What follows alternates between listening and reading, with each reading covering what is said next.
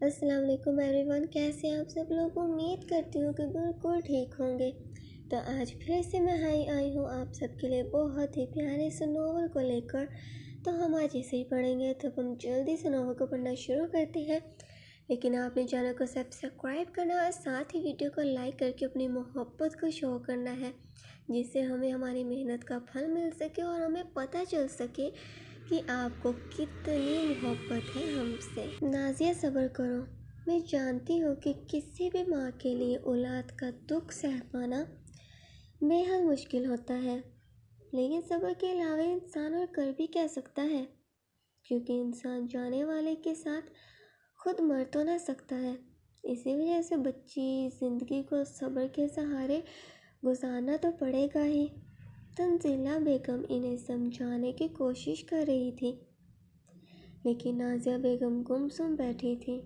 نہ ہی اس کی آنکھوں سے آنسو نکل رہے تھے اور نہ ہی کوئی الفاظ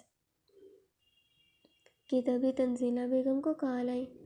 جب انہوں نے فون اٹھایا تو وہ پولیس والے کی کال تھی، جسے دیکھ فوراً سے انہوں نے فون اوکے کر لیا۔ پولیس والے نے انہیں یہ بتانے کی خاطر کال کی تھی کہ وہ بچے اس کے علاج کو آپ لے جا سکتے ہیں۔ ہم نے جانچ کر لی ہے۔ اس بچے کے ساتھ ایک ہی شخص نے بار بار زبردستی کی، لیکن زبردستی کرتے وقت شاید اس کے ہلنے جلنے کے باعث وہ ڈسٹرب ہوتا اسے گردن سے پکڑ لیا، جس کے باعث وہ سانس روک کے مر گئی، اور اس کے لاش کو جان بوجھ کر باہر پھینک دیا، جبکہ وہ اسے ٹھکانے میں لگا سکتا تھا۔ وہ اپنا آپ اب شو کر رہا ہے، شاید ہمیں چیلنج کرنے کے لیے یا خود کو فیمس کرنے کے لیے۔ اتنا تو معلوم چل چکا ہے کہ وہ دماغی طور پر بیمار شخص ہے، ورنہ ہر انسان کے اندر احساس موجود ہوتا ہے۔ لیکن اس ظالم شخص کو بچیوں پر بھی ترسنا ہی نہیں آ رہا ہے۔ پولیس والوں کو خود نفرت آ رہی تھی اس قسم کے انسان سے۔ تنزیلہ بیگم خوف سے لرز اٹھی تھی رمشا کی حقیقت کو جان کر۔ وہ شاکڈ تھی کہ آخر کوئی کسی کے ساتھ ایسا کیسے کر سکتا ہے؟ اتنا بے حس کون ہو سکتا ہے؟ ہم اس گھٹیا انسان کو جلد از جلد پکڑنے کی کوشش کریں گے۔ آپ فی الحال اس کی باڈی کو لے جا کر دفنا سکتی ہیں۔ کیونکہ اتنا کہے پولیس والے نے فون بند کر دیا۔ تنزیلہ بیگم رونا شروع ہو گئی۔ انہیں سمجھ نہ آ رہی تھی کہ وہ یہ بات نازیہ کو کیسے بتائیں۔ ایک ماں کے لیے اس قدر بڑی بات کو برداشت کرنا کسی قیامت سے کم نہ ہے، جبکہ ان کی حالت تو پہلے سے ہی خراب ہوئی پڑی ہے۔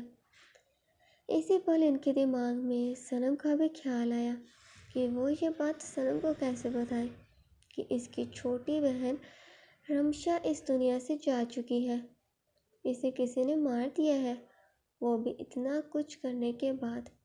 آخر وہ یہ بات صنم سے چھپا کر ظلم کرے گی، اس پر آخر کبھی نہ کبھی تو اسے معلوم چل ہی جائے گا رمشا کے بارے میں۔ لیکن وہ صنم کو یہ بات بتائے کیسے؟ کیونکہ صنم کو دیکھنے کی خاطر وہ خود ترسی جا رہی ہے۔ اس سے مل کر بتا پانا تو بالکل ہی مشکل ہے۔ اچانک سے ان کے ہاں یہ ظلم کی بارش ہو چکی تھی، پھر بھی وہ خود کو سنبھالے ہوئے تھی۔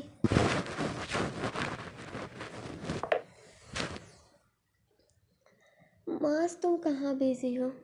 شادی ہو چکی ہے تو مجھ سے بھی بات کر لیا کرو، اپنا دھیان مجھے بھی تھوڑا دینے کی زحمت کر لیا کرو۔ رات کے وقت بھی نیوز دیکھے جا رہے ہو۔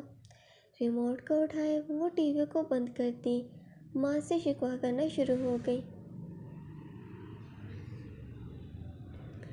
لیکن فائقہ کی ایسی حرکت پر وہ غصے سے کھڑا ہوتا۔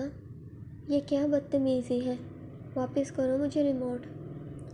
ماس کو برا لگا تھا فائقہ کے سے ڈسٹرب کرنا۔ ماس نو، یہ تو اب تمہیں نہیں ملے گا، کیونکہ مجھے تم سے باتیں کرنی ہے۔ آخر اب تم اپنی محبت تو مجھے دے نہیں پا رہے، کم از کم ٹائم ہی دے دو۔ اس کی ہر بات کے کرنے کا مقصد ایک ہی ہوتا تھا، شٹ اپ، تو مجھے واپس ریموٹ۔ تمہیں صرف اپنی پڑی رہتی ہے، اپنی ذات کے علاوہ کسی اور بات پر بھی دھیان دے دو۔ دیکھو آج کسی بچی کو زیادتی کا نشانہ بنا مار ڈالا ہے، نہ جانے کیا کچھ ہو رہا ہے آج کل کے دور میں۔ ماس کو افسوس ہو رہا تھا ایسی خبر کو سن کر۔ ہاں تو کیا، ہم کیا کریں، ہمارے ریلیٹیو تو نہیں ہے نا، تو ہم کیوں انٹرسٹ لیں، بس سبھی کی فکر ہے تمہیں سوائے میرے۔ اگر ریموٹ چاہیے تو لے لو، یہاں سے نکال لو۔ اپنے بلاؤز میں ریموٹ کو ڈالیں۔ وہ اسے بے حسی کا مظاہرہ کرتی کہنے لگی، اسے کسی کی پرواہ نہ تھی، صرف ہر وقت اسے اپنی ہی پڑی رہتی تھی، اور اب بھی وہ یہی کر رہی تھی۔ کس قسم کی عورت ہو تمہاری انہی سب باتوں کی وجہ سے ہی نفرت ہے مجھے تم سے۔ صحیح کہہ رہے ہیں اس نیوز میں، یہاں انسان بھی حیوان بنے پھر رہے ہیں، جن کے اندر احساس جذبات کچھ نہیں ہوتا، لائک یو۔ معاذ نے فائقہ کو رمشا کے ساتھ، جس نے بھی یہ سب کیا تھا، کے ساتھ ملانے لگا کہ یہ دونوں ایک ہی جیسے ہیں، بے حس۔ لیکن ابھی بھی وہ اس بات سے انجان تھی کہ زیادتی کا نشانہ بننے والی بچی رمشا ہی ہے۔ یہ خود غرضی نہیں بلکہ سمجھداری ہوتی ہے۔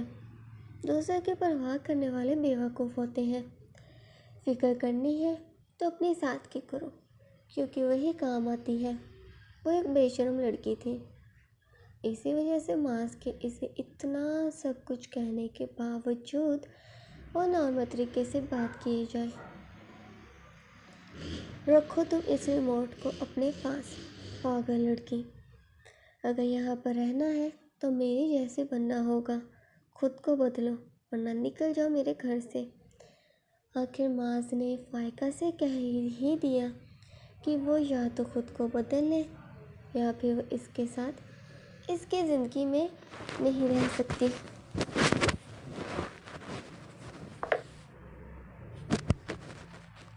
کیا معاذ، ہر بات پر ایک ہی دھمکی دیتے رہتے ہو، حد ہوتی ہے۔ اور میں کیوں بدلوں؟ ہاں، اگر تمہیں اتنا ہی شوق ہے مجھے اپنے جیسے بنانے کا تو ڈھالو مجھے اپنے رنگ میں۔ میں نے سنا ہے کہ جب میاں بیوی ازدواجی رشتے میں منسلک ہو جائیں تو پھر ایک جیسے ہونے لگتے ہیں، ایک جیسے، ایک دوسرے کی عادتیں ٹرانسفر ہو جاتی ہیں۔ تو اس وجہ سے تم بھی مجھے اپنے رنگ میں رنگنے کے لیے کرو نا میرے ساتھ رومانس، اور ڈھالو اپنے رنگ میں تو سب کچھ کرنے کے لیے تیار ہوں۔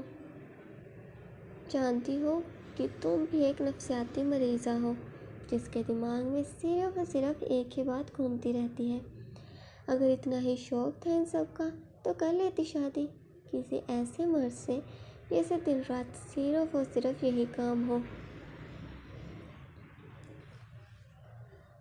ہائے کاش ایسا ممکن ہوتا، لیکن کیا کروں، یہ کم بخت دل تم پر جو آ چکا ہے۔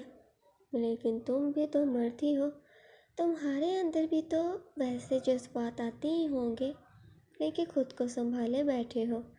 بٹ مسٹر معاذ، میرا نام بھی فائقہ ہے، جیسے تمہاری زندگی میں انٹری کر لی ہے ویسے ہی تمہاری محبت کو بھی حاصل کر لوں گی، اور وہ بھی بہت جلد۔